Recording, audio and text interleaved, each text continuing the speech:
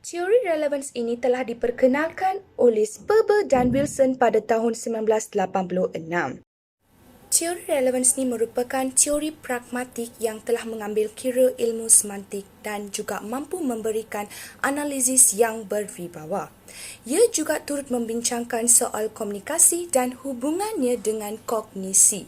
Bukan itu saja, menurut Sperber dan Wilson, mereka telah menyatakan bahawa suatu ujaran yang hendak dikomunikasikan ini harus mempunyai sifat-sifat yang jelas dan juga nyata. Teori relevan ini juga dikatakan telah menyangkut komunikasi dan kognisi yang mampu membantu kita untuk memahami ujaran yang dihasilkan dengan sistematik dan saintifik, serta ia juga turut membantu untuk memahami ujaran menerusi beberapa proses yang telah ditetapkan dengan menggunakan konsep konteks, kesan konteks dan juga kos proses. Konteks merupakan maklumat yang terkandung dalam konteks sendiri, iaitu keseluruhan ayat.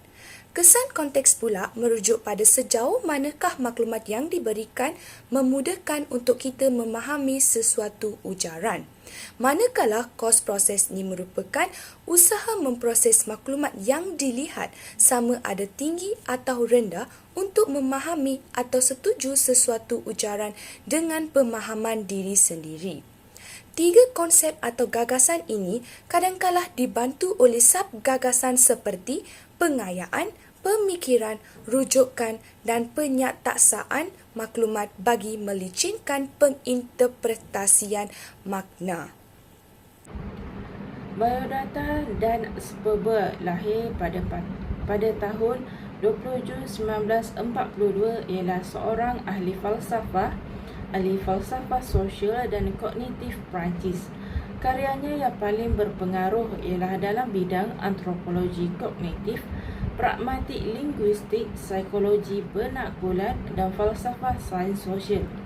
Beliau telah membangunkan pendekatan kepada evolusi budaya yang dikenali sebagai epidemiologi perwakilan atau teori tarikan budaya sebagai sebahagian daripada konsep semula naturalistik sosial dengan ahli falsafah dan ahli bahasa Inggeris D.D. Wilson.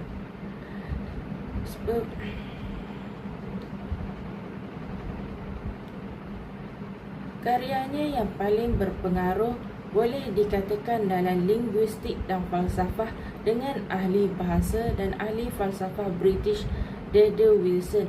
Beliau telah membangunkan pendekatan inovasi untuk tafsiran linguistik yang dikenali sebagai teori perkaitan pada tahun 2010. Telah menjadi arus perdana dalam bidang pragmatik linguistik, kecerdasan buatan dan psikologi kognitif. Beliau berpendapat bahawa proses kognitif menjurus ke arah memaksimumkan perkaitan, iaitu pencarian keseimbangan optimal antara usaha kognitif dan kesan kognitif.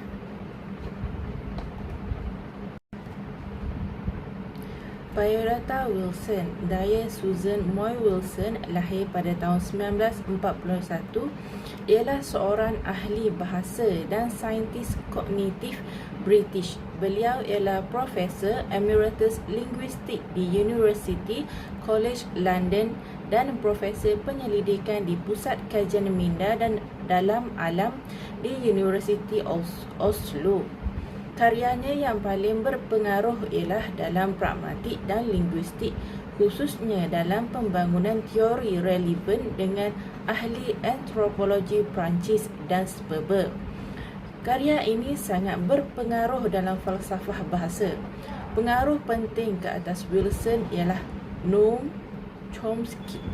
Chomsky, Jerry Fodor dan Paul Grice, ahli bahasa dan ahli falsafah bahasa yang pernah menjadi pelajar Wilson, termasuk Stephen Neal dan Robin Carlson.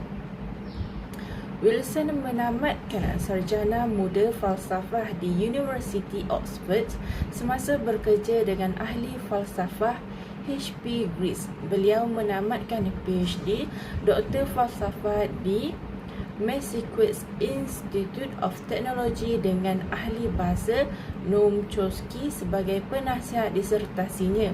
Beliau adalah pensyarah di College Cromwell, Oxford. Kerja Wilson adalah dalam pragmatik linguistik. Pragmatik ialah kajian tentang bagaimana faktor konseptual berinteraksi dengan makna linguistik dalam taksiran ujaran.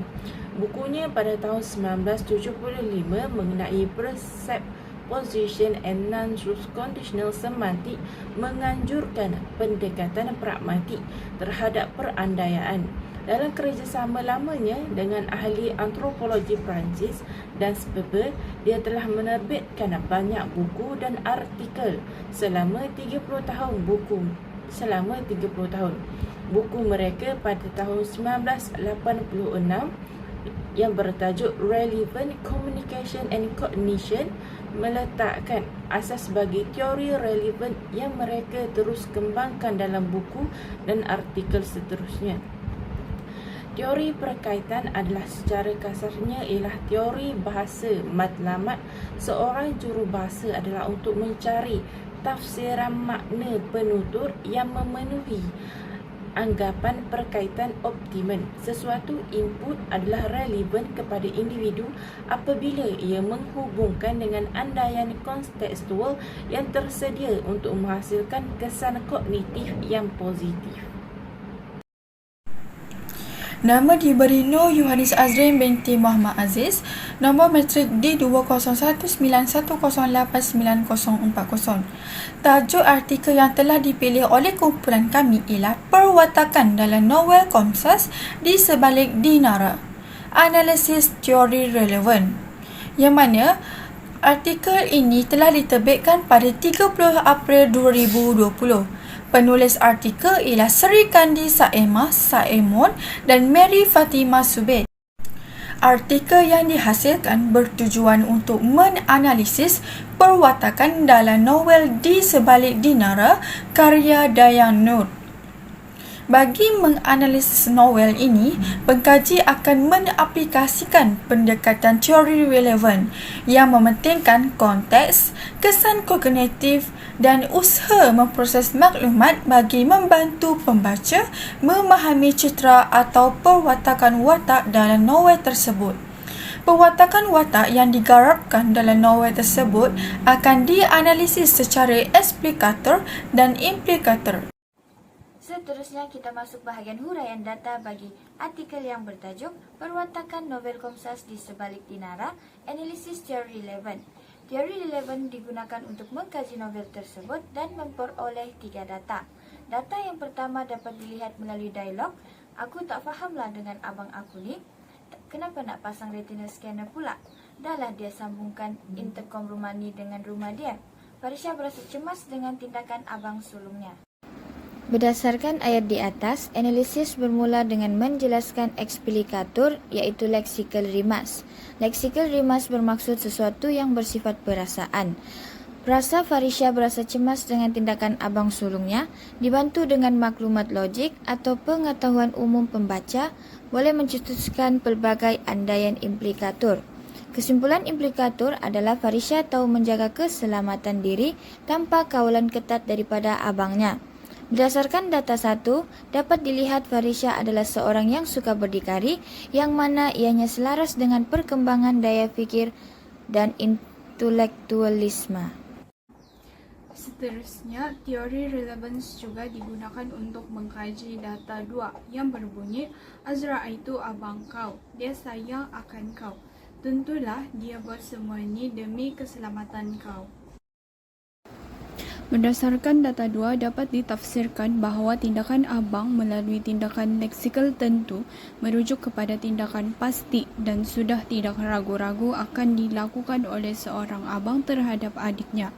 Andaian implikator dapat memperlihatkan Azra'i sebagai abang yang mahukan keselamatan adiknya terjamin dan ingin menjaga kebajikan adiknya. Kesimpulannya, implikator dapat memperlihatkan Azra'i sebagai abang memang menjadi tanggungjawab dan tugasnya untuk memastikan keselamatan adiknya terjamin. Makna sebenar adalah seorang abang yang bertanggungjawab. Akhir sekali, teori relevan juga digunakan untuk mengkaji data ketiga melalui dialog. Aku akan berbincang dulu dengan abang aku tentang tawaran ini. Kau tak kisah kan, Rosman? Tanya Farisha. Sebenarnya mereka telah melantik Azrai sebagai penasihat syarikat beberapa bulan lepas atas desakan Azrai sendiri.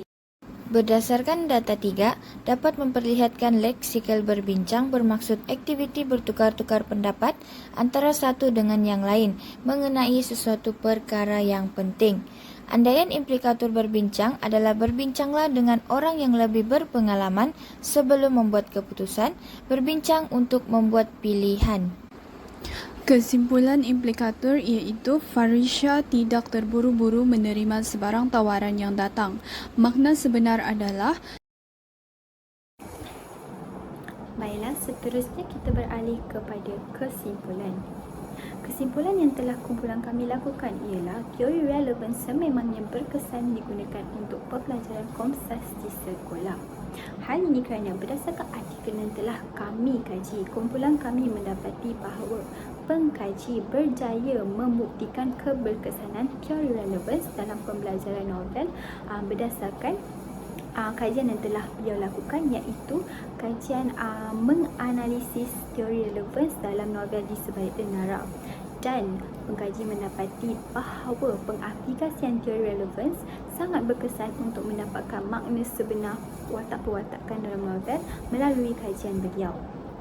Seterusnya, pengkaji juga menyatakan bahawa pengaplikasian teori relevansi memangnya berkesan untuk menganalisis sesuatu makna dalam pembelajaran novel. Oleh itu, pengkaji mengharapkan bahawa teori relevansi akan digunakan dalam pembelajaran Komsas di sekolah-sekolah.